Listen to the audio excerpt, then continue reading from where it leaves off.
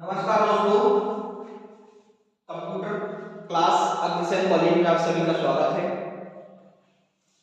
इस चैनल के माध्यम से आप सभी को क्लासेस प्रोवाइड कराई जा रही हैं। इस चैनल का माध्यम यही है कि जो छात्र कॉलेज नहीं आ पा रहे हैं या किसी कारण से क्लासेस अटेंड नहीं कर पा रहे हैं, वो छात्र ऑनलाइन वीडियो के माध्यम से क्लास अटेंड कर सकते हैं। तो पिछली वीडियो में जनरेशन ऑफ कंप्यूटर बताया गया है, फर्स्ट जनरेशन और सेकंड जनरेशन इसकी पिछली वीडियो में आप लोग सीख चुके हैं। Next third generation, fourth generation और फिफ्थ जनरेशन के बारे में आज सीखेंगे हम। यदि किसी छात्र को किसी क्वेश्चन में या कोई भी सब्जेक्ट से रिलेटेड प्रॉब्लम आ रही है तो उसके लिए आप कमेंट में जानकारी लिख करके भेजते हैं और हम उसकी क्लास आपको यहां पर प्रोवाइड कराएंगे। धन्यवाद। चैनल को सब्सक्राइब करें और शेयर जरूर करें। इसके बाद हम थर्ड जनरेशन पे आते हैं। फर्स्ट जनरेशन सेकंड जनरेशन हमने बताई हुई है, तो सबसे पहले हम इसको सीखते हैं। फर्स्ट जनरेशन का समय 1946 से 56 तक का माना जाता है। इसमें वैक्यूम ट्यूब का प्रयोग किया गया था, इसमें मशीन कोड का यूज किया गया था। ठीक है। फिर सेकंड जनरेशन का समय 1956 से 1964 तक का माना जाता है। इस जनरेशन में ट्रांजिस्टर का प्रयोग किया गया और टेक्नोलॉजी कौन सी यूज की गई? फोरट्रॉन, कोबोल, और इसमें कौन से सिस्टम यूज किए गए?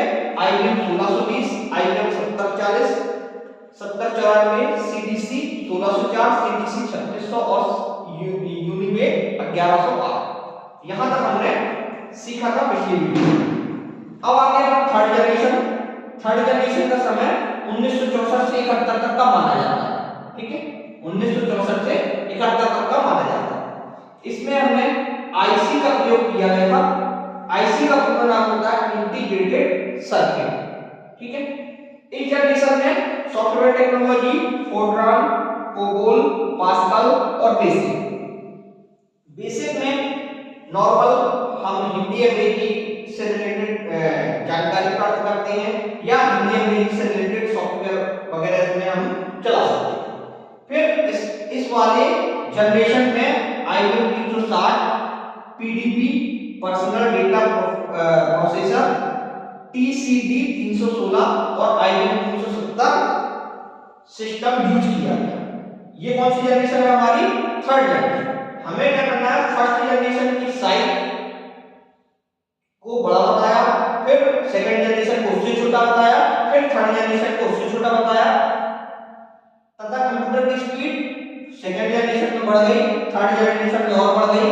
यदि हम इसकी विशेषताएं लिखते हैं तो फर्स्ट जनरेशन में क्या बताएंगे कि कंप्यूटर का आकार काफी बड़ा था, इसकी स्पीड काफी कम थी। सेकंड जनरेशन में क्या बताना है? फर्स्ट जनरेशन की अपेक्षा कंप्यूटर का आकार छोटा हो गया और इसकी स्पीड बढ़ गई।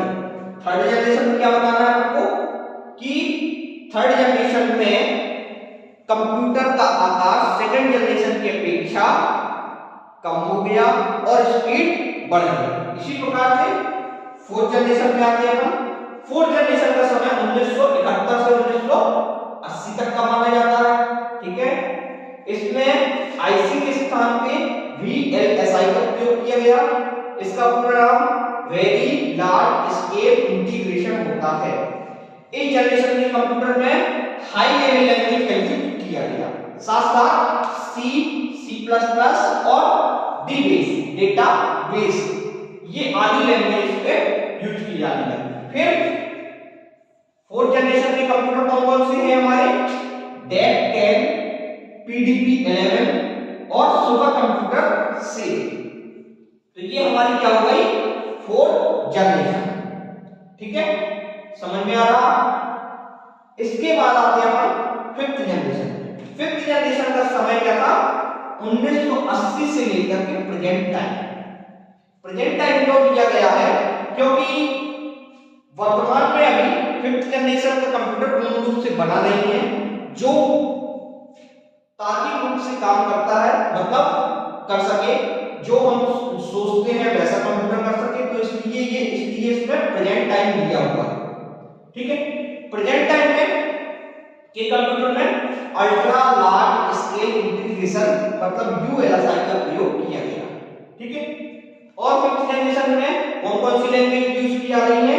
सी, सी प्लस प्लस, जावा, .NET, AI टेक्नोलॉजी। ठीक है, और इस जनरेशन के कंप्यूटर जो कि आप लोग देख ही रहे हैं, डेस्कटॉप, लैपटॉप, नोटबुक, लैपटॉप, जिन्हें हम एक स्थान से दूसरे स्थान पर आसानी से ले जा सकते हैं और किसी भी कार्य को एक पलक झपकते ही हम कर सकते हैं। तो इस प्रकार के कंप्यूटर हमारे क्या हो जाते हैं? फिफ्थ जनरेशन के कंप्यूटर। तो सभी जनरेशन आप लोग को सभी को अच्छे समझ में आ गई होंगी। आप लोग को मैं अच्छे से समय याद करना है। ठीक है, सपोज दैट कोई भी जनरेशन आती है, आप लोग को लिखने का तरीका इस तरीके से होना चाहिए, जैसे मान लो थर्ड सेकंड जनरेशन आई तो आप लोग को इस प्रकार से लिखना है। इसका समय 1956 से 1964 तक का माना जाता है। इसमें वैक्यूम ट्यूब के स्थान पर ट्रांजिस्टर का प्रयोग किया गया। इस जनरेशन के कंप्यूटर में असेंबली लैंग्वेज, फोरट्रान और कोबोल जैसी लैंग्वेज का यूज किया गया। और इस जनरेशन के कंप्यूटर कौन-कौन से? IBM 1620, IBM 7094, CPC 1604 और CPC 3600 और यूनिवेक 1108। साथ में आप लोग सेकंड जनरेशन में इसकी विशेषताएं लिख सकते हैं। विशेषताएं ये हो जाएगी कि ये फर्स्ट जनरेशन की अपेक्षा काफी स्पीड थी इस जनरेशन में। ठीक है, फर्स्ट जनरेशन की अपेक्षा इस जनरेशन में आकार इसका क्या हो गया? छोटा हो गया। कई सारी प्रोग्रामिंग लैंग्वेज यूज की जाने लगी और हमें किसी भी प्रकार की प्रॉब्लम की समस्या उत्पन्न नहीं। तो ये इस प्रकार से आप सेकंड जनरेशन यदि हानि लिखते हैं या इसके डिसएडवांटेज लिखते हैं या कमी लिखते हैं तो वो भी आप बता सकते हैं कि इस जनरेशन में प्रोग्रामिंग लैंग्वेज का विकास नहीं हो पाया। प्रोग्रामिंग लैंग्वेज मतलब जैसे हमारी सी, सी प्लस प्लस, डेटाबेस, ये भी प्रोग्रामिंग लैंग्वेज है लेकिन ये हाई लेवल की लैंग्वेज है। ठीक है, और इस जनरेशन को हम एक स्थान से दूसरे स्थान पर नहीं ले जा सकते थे, ले जाना काफी कठिन होता है। ठीक है, तो इस प्रकार से आप लोग क्या कर सकते हैं? सेकंड जनरेशन लिख सकते हैं, थर्ड जनरेशन, फोर्थ जनरेशन या फिफ्थ जनरेशन। परीक्षा में कोई भी एक लैंग्वेज आएगी तो आप लोग को अच्छे से लिखना है। ठीक है, इसके बाद जब हम नेक्स्ट वीडियो बनाएंगे तो वो आप लोग जरूर देखिएगा। धन्यवाद।